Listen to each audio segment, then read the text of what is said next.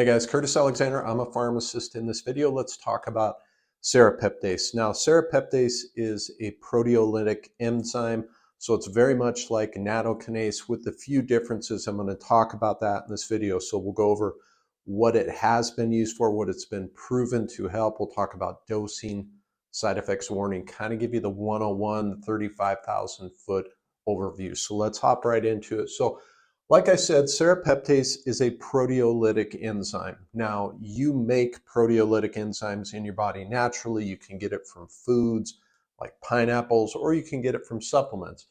And so in this case, serrapeptase is actually isolated from a silkworm. Now, people get a little confused. They hear silkworm and they're like, well, is serrapeptase made out of the silkworm? No, you can go in and isolate, you can pull out enzymes of all sorts of worms and mammals and whatnot. So it's just isolated. You're not consuming a worm. I've had that question before.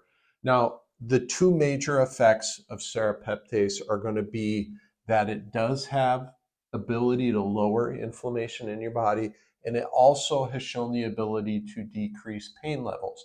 And we think the decreased pain levels is because it's lowering a compound called bradykinin.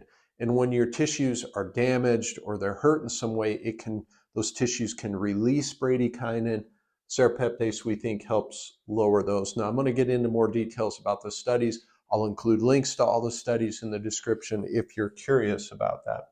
Now, some things that I think serrapeptase would be helpful for and have proven to be helpful for are any sort of upper respiratory inflammatory conditions. What I mean by that, for example, we've got bronchitis, laryngitis, pharyngitis, sinusitis, those sorts of things. Serrapeptase would be a good option.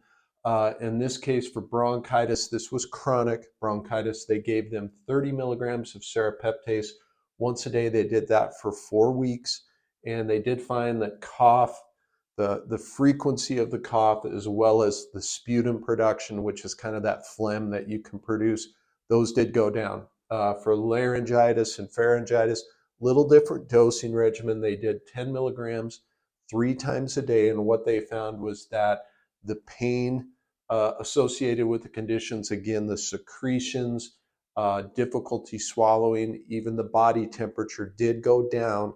It took about 3 or 4 days, but they did go down after taking serrapeptase. Now, I want to talk about the pain component because I said earlier it can possibly help with pain. Now, one of the points of confusion is we think that's possible, but the problem is the studies using serrapeptase in post-operative swelling, particularly any sort of operation around the face or teeth extractions, those sorts of things, is where it's primarily been used.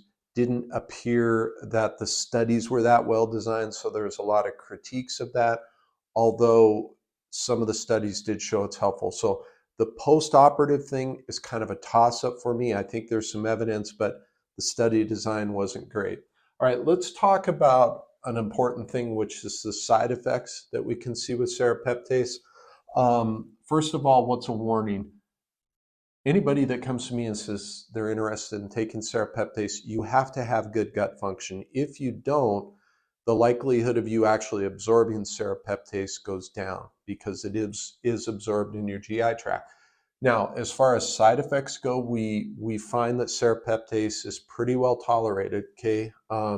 Some people have reported that they can get stomach pain, stomach upset, maybe even a little bit of nausea.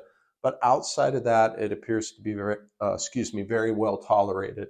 Now, let's look at overall dosing. I kind of touched on it with some of these things, but basically we're looking at a total of 30 milligrams a day. Now, for bronchitis, they did 30 milligrams once a day. That was it.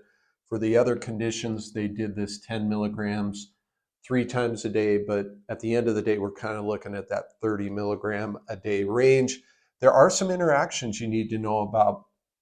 Now, I did videos on nattokinase, and nattokinase has a very strong anticoagulant or quote unquote blood thinning effect to it, whereas serrapeptase is not as strong. However, we do think that it has some of those components. So if you're taking any sort of medication, whether it's over the counter like aspirin or something prescription like Plavix or Coumadin that are going to thin your blood. You want to be careful about a potential ability to serrapeptase to kind of add to that effect.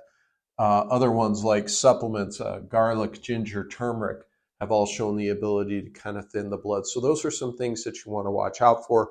Overall, serrapeptase, much like nattokinase, is a beneficial supplement in a lot of respects. I think it's really ideal for upper respiratory, anything that you're producing, that sputum, maybe a cough, those sorts of things would be helpful.